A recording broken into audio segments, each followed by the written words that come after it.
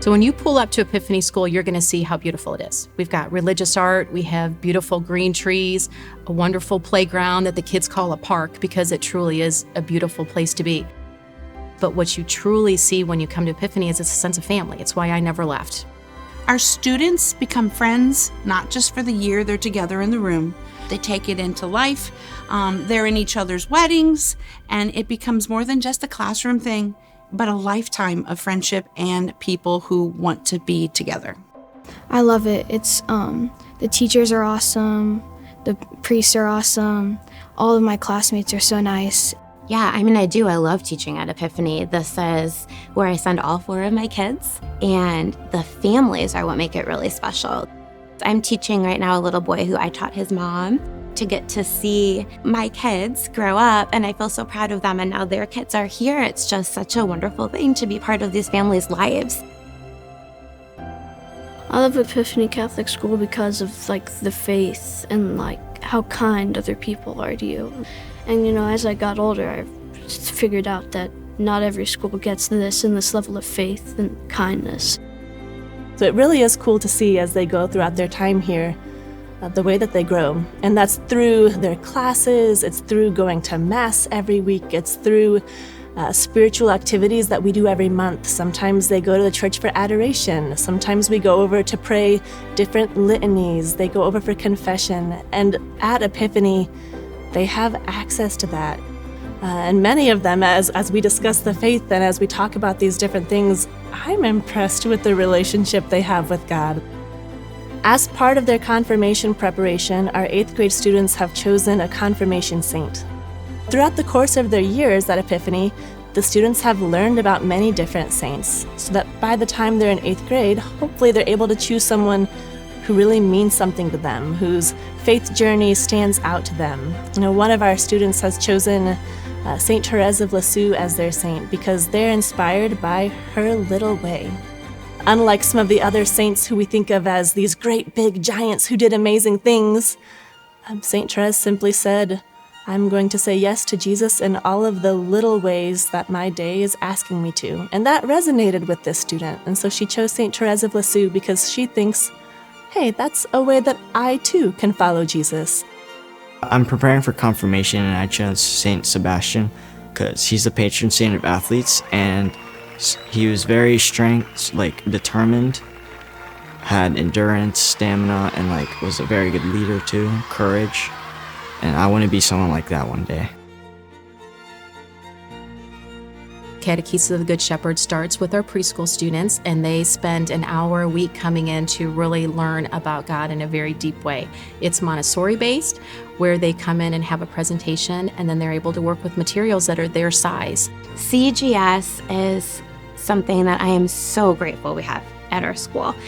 To watch the kids from the beginning of the year to now is just astounding. So we start with just a very short presentation. We take off our shoes, we're at peace, and we're praying, and we're spending that time helping these kids build a relationship with Jesus for real. We're not just reading about it and memorizing things. They are in there and they learn through play. So they're able to actually engage with these materials, working with the Good Shepherd materials. They're working with the precious pearl, and they're building their fine motor skills at the same time.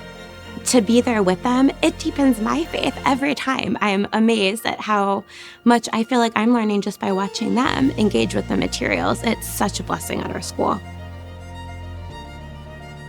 In the preschool through 5th grade years, I use an approach called the Orff Schulwerk approach. So children naturally want to play. They want to explore. And so we leverage that by singing games, by moving and dancing and creating their own music, writing their own music. We use small percussion instruments, things like drums and triangles. We also use instruments called Orff instruments, which are barred xylophones, glockenspiels, and metallophones that have removable bars. So I can take those bars off and set the kids up in a given key signature where there are no wrong notes. And so anything they create is gonna sound good, and we can give them rules and guidelines to help them create something that sounds like real music and sounds amazing, because we set them up to be successful and they play with it and we create using that framework. Yeah. So I teach kindergarten through 5th grade Spanish at Epiphany. I see kindergarten through 3rd grade once a week, and then 4th and 5th grade, I get to teach them twice a week. So typically they come to my classroom. We always start with a Spanish prayer. Kindergartners pretty much do.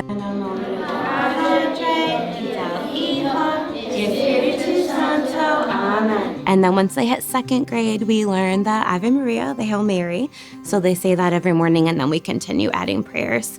And my 4th and 5th graders really are proud that they can say the Pledge of Allegiance in Spanish.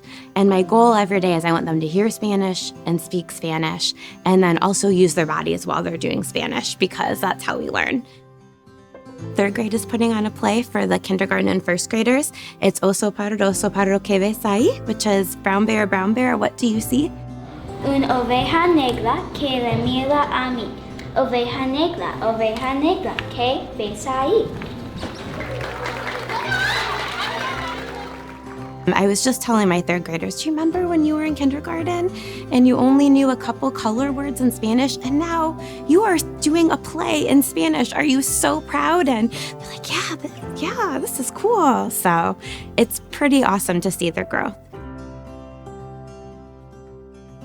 I think for a lot of my classmates, STEM is one of their favorite classes because it's a chiller class, but it's still, we're working hard and we're learning how to do things like code and work as a team. We get to make things on Tinkercad and put shapes together to create certain just structures, anything we want to build, and then eventually we will get to print it out on the 3D printer.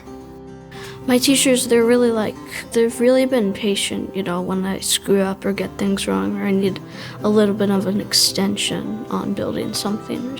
I really like the collaboration and the hands-on work about STEM. It's really, you can collaborate with other people and you get to use technology. It's like mixing science with computer class. This year's Fund a Need is for a library for our school campus. There's been so many renovations over the years, but this is an area that we still need. Our current library space is actually a storage space. It has, just different things piled up in it. It is not a usable, workable area for the students.